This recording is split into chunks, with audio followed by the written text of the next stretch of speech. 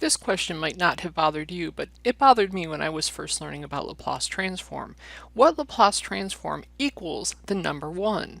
A constant, we know, is that constant divided by s. So is there a Laplace transform that equals 1? Yes, and that function, and it's not really a function, but we'll call it a function, is called the Dirac delta function. Let's say we take this rectangular pulse, and let's say this distance is a, and let's call this height equal to 1 over 2a. That means the area of that curve is simply the length, which would be 2a, times its height, which is 1 over 2a, which is equal to 1.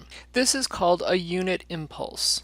That is, the definite integral from negative infinity to positive infinity of whatever this function is, dt, is equal to 1. And as we let that a go to 0, we see that as a gets smaller and smaller, this actually transforms into something that could have infinite height, and yet the area is still equal to 1. So it's a finite area, but an infinitely high spike. We can draw it like this.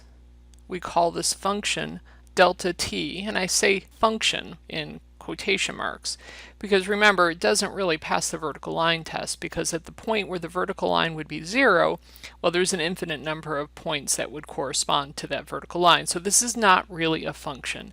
However, we're going to call it a function because that's what we usually call it in literature. And because we can say that the integral from negative infinity to positive infinity of this delta t dt, it equals 1, that means that we can in fact say that the Laplace transform, and I'm not going to bother with a proof, but it would be proven with the unit step functions, that the Laplace transform delta t is simply equal to 1. Now I could extend this if I had, instead of at t, if I had t minus a, then we know by the shifting property this would just be equal to 1 times that e to the negative as. So why would we ever consider a Dirac delta function?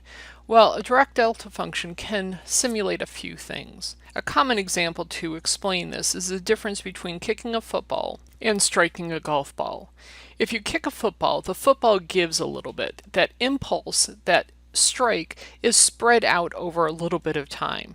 However, a golf ball is a pretty solid surface, so striking a golf ball is going to be what a Dirac delta function sort of looks like. A real reason we'd want to use the Dirac delta function is to model what would happen, say, if a lightning strike hit an electrical transformer. A lightning strike isn't really a Dirac delta function because it does happen over a finite amount of time, but a Dirac delta function could in fact simulate that happening mathematically. So if you hear of an impulse response, or that is an impulse response function, it's the reaction of a system to some sort of external impulse, and we'll be simulating that with the Dirac delta function.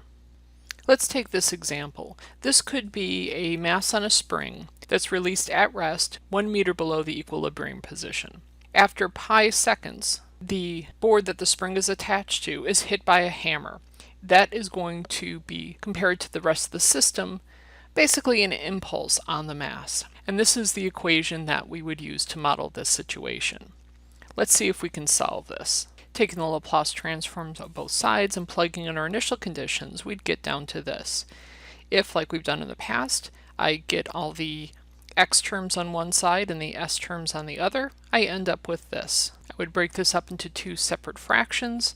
I would recognize my second term is simply cosine, and my first term is sine, but I have that e to the negative pi s to take care of, so we'll be translating that.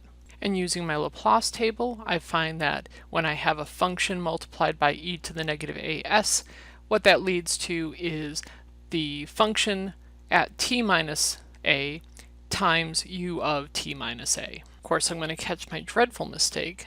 That 3 shouldn't be there, of course, because of course the Laplace transform of sine of omega t is the square root of omega over s squared plus omega. So in this case I have 3 squared is my omega, so square root of 9 is 3. Personally, I like to know what this looks like, so I'm going to go to my favorite app. It's called Desmos, at least my favorite app for graphing. So I can define a unit step function, which is u of t equals 0 when t is less than 0, and 1 when t is greater than 0. So let's go ahead and use that. I don't need to graph that, so I'll shut that off, but I'm going to use that function to graph my solution. So you can see when the strike happens, it takes the sinusoidal function and it basically adds a little bit of energy to it. So after that impulse, the amplitude of that sinusoidal goes up a little bit. And I think that makes intuitive sense. And that's a little bit about the Dirac delta function.